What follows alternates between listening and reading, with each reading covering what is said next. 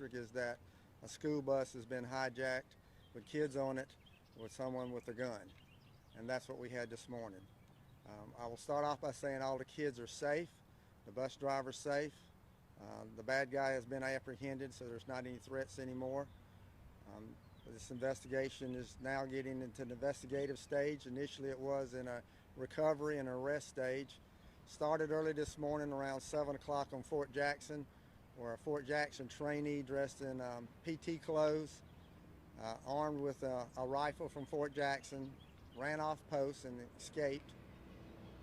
Initial call that we got was with someone on I-77 that was flagging cars down, trying to get in cars. That was the initial call that came to us.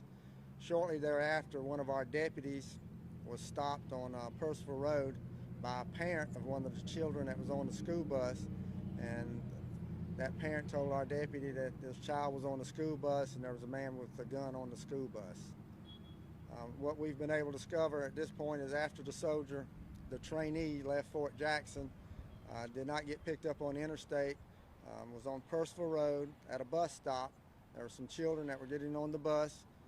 Their final destination was in Forest Lake Elementary. After all the kids got on the bus, the trainee got on the bus, dressed in his PT clothes with a rifle, and told the bus driver that he didn't want to hurt him, but he wanted him to drive him to the next town.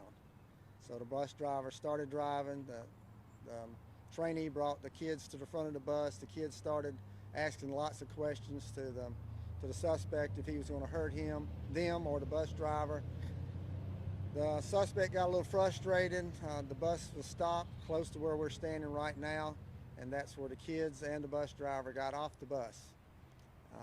The suspect then drove the bus to a couple miles from here, where he abandoned the bus, left the rifle on the bus, and went through neighborhoods trying to get rides, trying to get clothes. At Percival and I-77, where deputies spotted him and civilians spotted him, at that point he was arrested without incident. So he is under arrest at this time. He'll be charged with multiple counts of kidnapping and whatever charges that we can put on him. Very scary situation this morning. What you saw was a joint effort by the Richland County Sheriff's Department, Columbia Police Department, South Carolina Highway Patrol. We all had officers that responded, surrounded this area, moved very quickly. Richland 2 School District was working with us also, providing us information. I'm going to let the chairman of the school board and also the superintendent talk in just a minute. A couple things that we have going on right now is addressing the needs of the kids that was on that bus. You can just imagine they were scared to death, along with that bus driver. I will give the bus driver credit. He kept us cool. He didn't overreact. He didn't get excited. He kept us cool enough that kept the situation calm. And I will tell you, his main concern was the safety of those kids, and he did his job. So the subject has been apprehended. We're going to address his charges. We're working with the authorities at Fort Jackson now to determine some more about this individual. They do know he was a trainee. I think he was in his third week at Fort Jackson. But again, just very, very scary situation that, fortunately for everybody, turned out well. The kids are safe physically. Now we just have to address them psychologically and mentally. So Chief Holbrook was out here. You'll see both of us are not in our regular clothes. We were both working out in the gym and exercising when we got the call and responded. But again, it's just a joint effort. It shows what we can do in teamwork when agencies come together. The city, county lines, it didn't matter this morning. The main concern was rescuing these kids and get them safely. So we've done that. James Manning, the school board chairman, would like to address it. Thank you, Sheriff. First and foremost, on behalf of the school board, we are so happy that the students and the staff are safe. I've been on the board now for over 10 years, and I've never received a call that scared me as much as the call that I got this morning, that a bus had been hijacked with our students and staff. So we're very happy that they're safe. I appreciate the fast response and the cooperation that we have from the Sheriff's Department, City of Columbia, the school district. Unfortunately, we have practiced for crises, and that practice came in to play where the lines of communication and the cooperation and the protocols were in place to have this be corrected very quickly. Past that, I'm going to hand it off to our superintendent, Dr. Davis, who will describe more about what we're doing and some of the issues that will follow from this issue. So thank you very much. I want to first start off by saying that I think it's more than appropriate to host this press conference on this grounds in this location. If you know, I'm definitely a man of faith, a leader of faith, and I'm so grateful and thankful for our Creator's grace and mercy for our family in Richland School District 2. This incident could have ended very tragically. And so we're so fortunate that we had the intervention of our sheriff's department and our city police department working in unison to ensure that our students were safe and secure, as well as our employees. Our staff, upon learning of the incident this morning, we immediately deployed our counseling services to the location that the students were arriving at, Forest Lake Elementary School. We also notified and began the process of reaching out to our parents immediately to notify them of that. But we wanted to ensure once we learned and all students were accounted for and all students were physically safe, we wanted to immediately begin our social emotional wellness protocol, which is ensuring that our students were receiving support, counseling support immediately upon arriving to school. I personally participated in that myself to provide an opportunity for our students to begin the process of healing as they are dealing with a traumatic event. We will continue to provide counseling services for those students and those families, as well as our employees, as we will also continue to cooperate with local law enforcement, the Sheriff's Department, in their efforts to investigate this incident thoroughly, and continue to be a partner in our community, ensure that our students are always safe and our employees are always safe and that our community is safe. I have never been as scared as in my life upon receiving that call. A father of 3 daughters, myself, and children who attend schools in our district. Every child is a precious child to all of us, and it was one of the most scariest phone calls. So many emotions that I had, that we all have had, and I'm just so thankful that our kids are we are able to have the opportunity to help them recover from this incident. Thank you all. Questions? Sheriff, how long did this take and last from when he hijacked the bus to when you apprehended him? Probably an hour, maybe a total of an hour. Things moved very quickly. We were able to flood this area with lots of police officers and deputies very quickly. Once the call went out, the Columbia Police Department responded, the Highway Patrol responded. We had deputies that were here, so we had the area surrounded very quickly. We located a bus. We didn't know if he was still on the bus, so we had to move our special response team in to check the bus, and he was not there, but then he was quickly located on the interstate. Where did he abandon the bus again? It was on the Old Purcell Road. You said he drove it about a mile? Probably a couple miles he drove it. He was having difficulties driving the bus. But again, he left the rifle on the bus, so when we did enter the bus, we saw that the rifle was there. Again, I think it's significant that we're here in the church parking lot. I think God looked down on these kids this morning and wrapped his arms around them and took care of them. How many children were on the bus? Had 18 kids and the bus driver. Was that full? That's just what was on the bus. I don't know if it was full or not. So we'll release the suspect's name later on.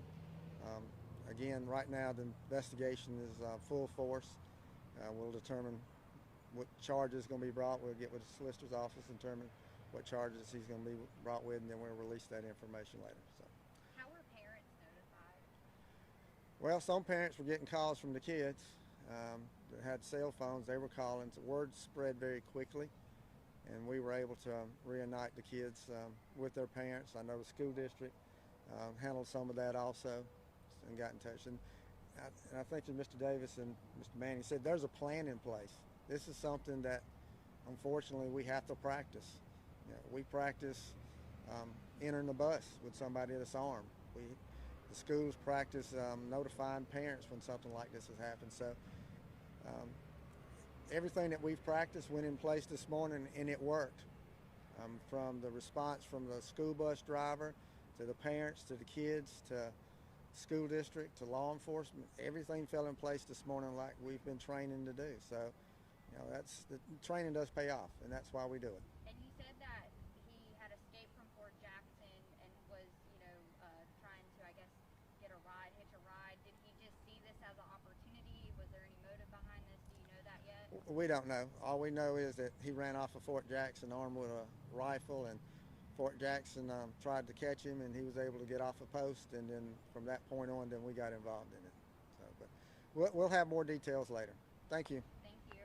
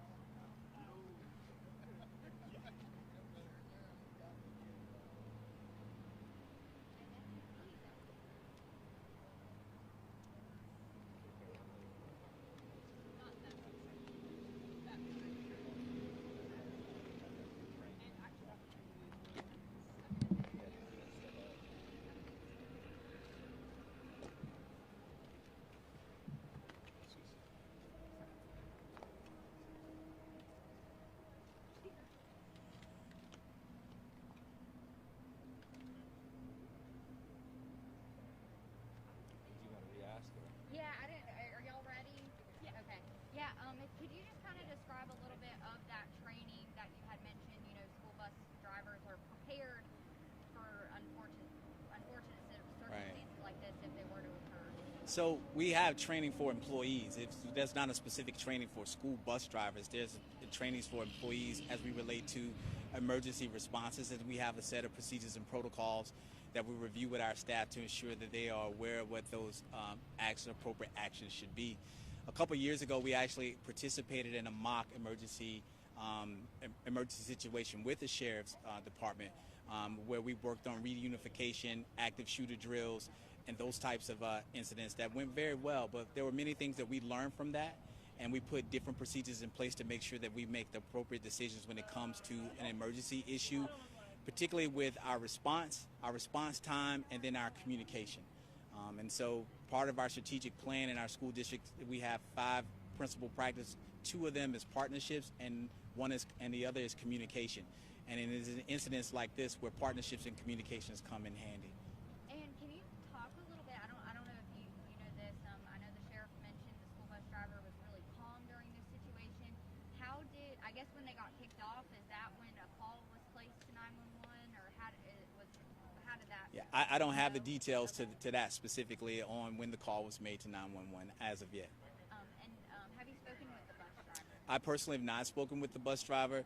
I think the bus driver was speaking with investigators at the time, so my focus at that time was then to go to the school to focus on the students and help provide counseling services to them, as well as coordinate with our school administrators and our district level administration to ensure that parents are being called, and also the issue has been explained to them directly. It's not simply just a phone call. We have to do give some details and backgrounds, and then make the decisions about whether or not the students are going to remain in school or they're going to go home with their parents. But regardless of what happens, we're going to continue to provide those services, the counseling services for our students while they're there. And it was elementary age? All elementary age students, from my understanding, was the first stop of the day, so that's why the bus only had 18 students on it at the time. But it is all elementary students, I think ranging from pre-K or kindergarten to probably to 5th grade. You said, just like everybody else, that this is one of the worst calls you've ever had, one of the most frightening calls. Talk a little more about that. What was the first thought that went through your mind? It's without a question the most frightening call that I think I've received as a professional educator. Anytime you get a call saying that you've had a bus that's been hijacked and you hear that there's a weapon involved, you immediately begin going through your mind takes you to the worst case scenario. So I had a range of emotions from fear to anxiety to frustration to anger. All of those things ran the gamut almost immediately. But immediately you have to kind of suppress those things and start getting to the process of assessing the situation and making appropriate decisions. And so that was the next step, was as you deal with those emotions, is making the best decisions possible. And what I all wanted, once we found out all students were safe and secure, we wanted to make sure that we were then ready to provide them with the well-being, the social emotional well-being that they needed.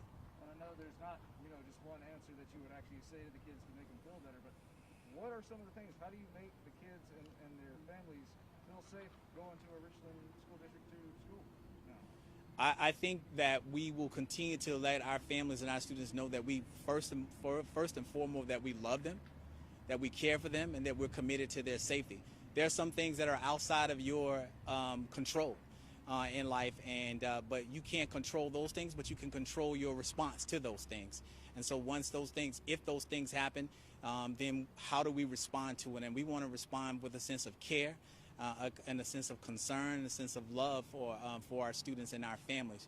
We put safety as a primary responsibility of our school district. We believe in providing safe and secure learning environments for our students. And so our district, along with the support of our board and the support of this community, has invested heavily in the safety of our students. And so we take that very seriously in Richland too. Has there been a conversation about armed security on buses? There's not been a conversation about armed security on buses. Thank you so much. Thank you.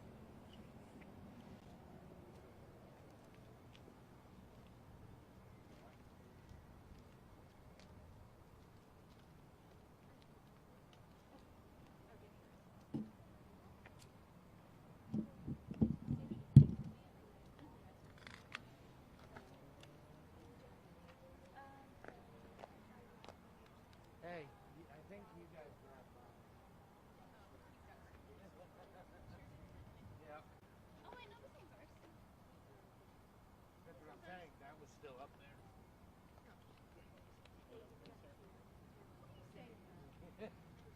I like to cause a ruckus. There it is. Yours? Yeah. Where's ours? Right there. Even exchange. All right, same time. Right, Same time. Sorry about that. Oh, you're fine.